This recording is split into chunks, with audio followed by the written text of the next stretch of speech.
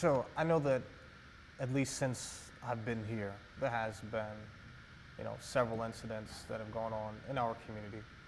Even over this past weekend, a few incidents that have gone on. Uh, how important is a center like this, a place of positivity, a place of progress, to limit and maybe deter, violence and things of that nature from continuing in our community? I think it's very important because when you have spaces dedicated to the strength, the brilliance, and the innovation of our community, of our culture, of our people, it helps people to believe in themselves, in us, and to dream. I think when those kinds of incidents happen, the ones that you're talking about, you have to be down and out. You have to be destitute. You have to believe that there's no better way. I learned early on that if I worked hard, believed in what I was doing, treated people right, educated myself, prepared myself, the opportunities were endless. And I believe that from a young person, from a preteen through my entire life. But I was resourceful, and my mom was really good at putting me around people who could reinforce that sense of greatness in me, that sense of importance, of worth. The center is going to intensify that. It's going to provide that for a number of people, including young children and our elders and everyone in between. It'll be a place that will reinforce you matter, you're part of the solution. We're not whole without you. We're not going to arrive without you. We can make this community great for everyone. So this space is so crucial because when people don't feel that they're part of something positive, they oftentimes resort to something that's negative. But we need this in our community, in our Black community. So I think the impact is going to be great. Not only that it will curb negative activities, but we will groom and invest in young people who will never even think of those things as options. They will only think about success as an option. And so you had mentioned a couple times how the center will eventually, based off of its programs and events, will broaden out and reach out into the greater community. Yes. For those that initially hear the name that may not necessarily feel like, oh, this is for me, can you explain how ultimately it is for everyone and for them as well? You know, when a community is predominantly white, you don't have to say the white zoo, white museum, white art fest. You look at who's shaping it, who's driving it, who's funding it, and the assumption is we're all welcome. If you put Black in something like the Center for Black Excellence in Culture, people may assume that when we say we or us, we can't mean we or us, that we only think about ourselves. And we're very hospitable people. And so, of course, we want people to learn about our culture and our contributions because we want to re-educate people based upon what they might have mislearned or misunderstood about us. But let's make no mistakes. The reports that come out, Race to Equity and others, talk about the demise of Black excellence in our communities, the disparities with reading, math, graduation, real estate, ownership, black infant mortality rate. There's a lot of focus on what's happening in our community. So I think that it's fair to have an antidote, to have an approach to addressing those disparities within the Black community. So we are unapologetically focused on uplifting the Black community because that is needed. But as we're stronger, as we have space to heal and tell our stories, we love sharing our food, our comedy, our space, our innovation. In fact, Black people have shaped American culture and entertainment and clothing and music and film. You know, Captain Crunch breakdances. When I was a kid, he didn't do that. And so we already influence culture. So why would people think that just because this is geared toward the upliftment and the healing of Black people? Really, this is about healing Black people. And I don't mean just emotionally, but physiologically. The stress of always trying to say, well, can I come? Am I welcome? Don't touch my hair. Where's my culture? What about the greatness of Africa? Always having to ask, beg, or ask for allowances. This will reach out to the community because we will be healthier to engage our community, but there will be space here that will provide safety and firewalls for Black intellect, Black innovation, Black fundraising, Black political development and nurturing and mentoring. We will have space that will be exclusively for the protection and strengthening and the upliftment of Black culture and Black thought. But the majority of the space, we want people to come to hear our comics, see our film festivals, come to our plays, hear our comics, come to our library, shop at our store, have coffee in our nook. But the community has got to understand that just because this is a center that uplifts our culture doesn't mean that others can't benefit from our culture, because they already are. That's why the center is going to tell the story of Black excellence around the entire state of Wisconsin. Where have we already shaped the state? Where have we already made history? Where have we already shown our commitment to the state's motto of forward, to the university's plan for the Wisconsin idea? We've already contributed to Wisconsin. We just want to create space where we get a chance to say, here's how we've contributed. This is what we've done. And not only are we proud of our contributions, we're going to teach everybody's children what our ancestors did. So they grew up understanding we are not to be feared or misunderstood or belittled or made into a caricature, that we have made this state great. And so part of our role is to educate or re-educate the broader community from all around the state to feel proud and knowledgeable about what Black people have done for the state of Wisconsin. Just kind of detail to me, you talked about, comedy shows or plays, maybe musical, I don't know. Sure. A few things under the sun, but what are some of the programs that you anticipate to take place Sure. inside the center? In terms of, we want space for telling our stories. That's really key for people to feel that they're at home. Mm-hmm. Can we tell our stories, and can we go places to hear or experience our stories?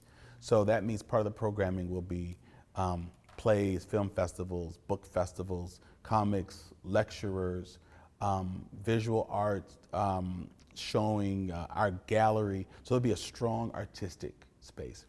There will also be space for cultural celebrations, and not just for African Americans, but there are so many groups of family members from Africa who are represented in our state, whether it's from Gambia, from Ghana, from Sierra Leone, from Liberia. They have stories, they have history, they have dignitaries who they'd love to be able to host. They'd love to be able to invite people from the broader community or from the diaspora to come and learn about their culture and their Independence Day. So there'll be cultural celebrations as well. There'll be a program to bring students in from elementary through high school to learn about Black history. There'll be library programming and intergenerational programming with space for our seniors to interact with children who are in our center. Leadership development and space for innovation, to groom and to develop innovators. So those are some of the programs. But the beautiful thing is when you step back and you look at the cultural pieces and the interactive pieces and places just to come and interact with folks. I mean, some of the things aren't really programs, but it's just a function. For example, I think that when the university is hiring Black faculty or recruiting Black students, they're going to want to bring the families of those students, those football players, those students, those undergrads here. I think grad students are going to want to come and know how to navigate the community. People will move to Madison and still drive to Milwaukee or Chicago for a haircut because they don't know where the barbers are here. They don't know where the churches are here. Where do Black people gather? Where are the sororities and fraternities? And so we feel that we will be sort of a welcome wagon. That's before your time, but a welcome wagon sort of concept that people can come and be plugged into the community.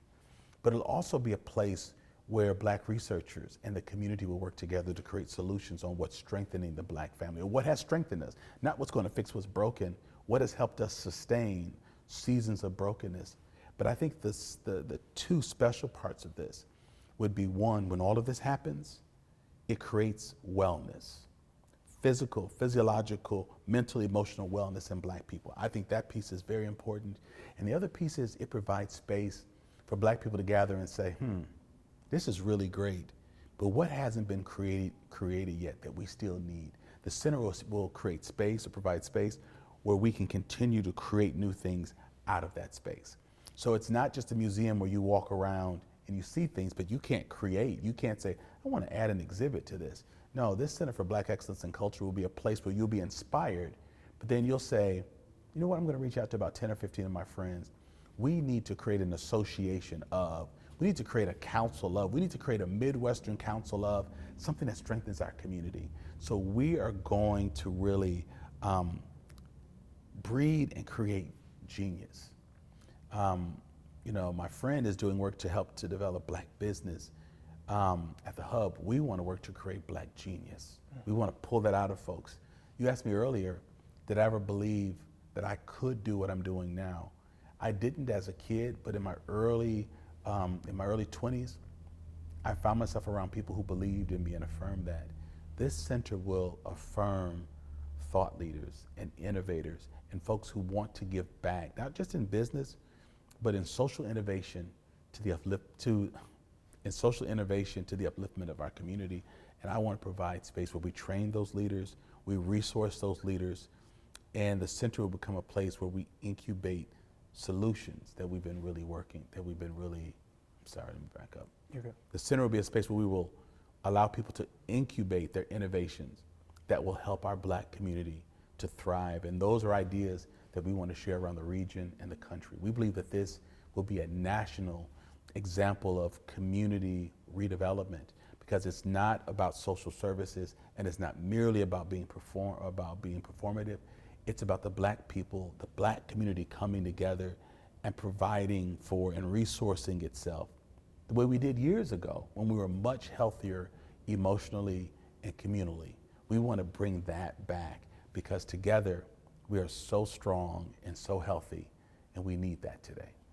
Last question, then we'll get on out of here. I normally don't do this, but it's a special occasion. So Okay. I need you to close your eyes for like 10 seconds. The center is built, and you're getting ready to walk in for the first time. I need you to describe that moment as you're walking in those doors for the first time. What are the emotions? What are you feeling? Just tell me it right now.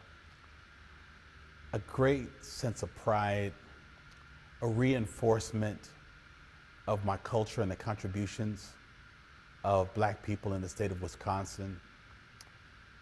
I see joy and I sense hope. I feel people being able to breathe and saying, we've been waiting for space like this that would allow us to live and be ourselves. I can live here. I can send my kids to school here. I can buy property here. I can give back. Any tears? Yes, yes. As I think about my late mother and many of the community moms and fathers who invested in me and others, who would be so proud to know I listened, we listened, and we didn't forget their examples, that they cared about the collective, the whole, and they did not just look out for themselves. And this will be a place where people will feel connected to the collective, and that will empower them to give their very best to this community. I also sense the pride of folks who are not from the Black community, who feel a sense of pride that they didn't allow this vision to be snuffed out, that they will be saying, we listened to you, we listened to your community, we believe that you had solution, and this is our win. Although it's grounded in your community, this is our win for our state.